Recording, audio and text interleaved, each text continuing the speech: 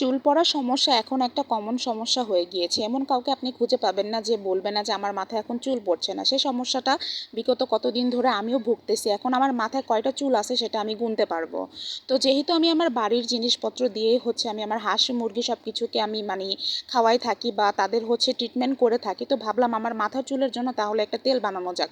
যেহেতু আমার বাড়িতেই বেশ কিছু জিনিস আছে সেগুলো দিয়ে আমি আজকে বানাবো। তাই আমি প্রথমে গোলাপ, বেলি, জবা, জবা এগুলো ফুল ছিঁড়ে নিয়েছি, সেগুলোর পাতাও নিয়েছি, সাথে নিয়েছি তুলসী পাতা, নিম পাতা, পেয়ারা পাতা, এসব কিছু আমি একসাথে নিয়েছি। সাথে ছিল পেঁয়াজ, আদা, রসুন আর কালো জিরা। মেথিটা আমার কাছে ছিল না দেখে আমি নিতে পারিনি।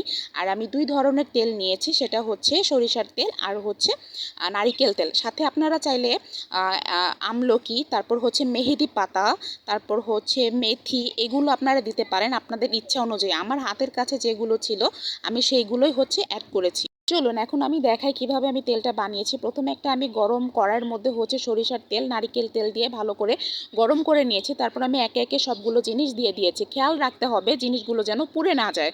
ভালোভাবে জাল দেওয়ার পর চুলাটা অফ করে আপনি ঢেকে রাখবেন। তারপরে কিছুক্ষণ পরে যখন এটা ঠান্ডা হয়ে যাবে, তারপর আপনি একটা পাত্রে এগুলো সব কিছু সবগুলা জিনিসকে আপনি ছেঁকে নেবেন। ছেঁকে নিয়ে আমি একটা কাচের বয়ামের মধ্যে সংরক্ষণ করেছি। হ্যাঁ, আমি তো একটা জিনিস বলতে ভুলে গিয়েছিলাম, আমি কিন্তু এখানে তেজপাতাও দিয়েছিলাম।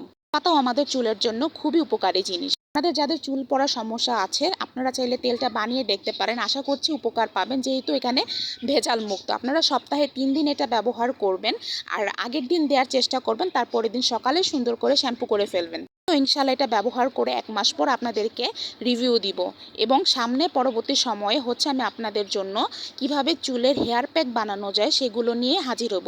সে পর্যন্ত আপনারা আমার পেজের সাথে থাকবেন। আমার পেজের প্রত্যেকটা ভিডিওতে লাইক, কমেন্ট, শেয়ার দিয়ে আমাকে সাপোর্ট করবেন, আমার জন্য দোয়া করবেন।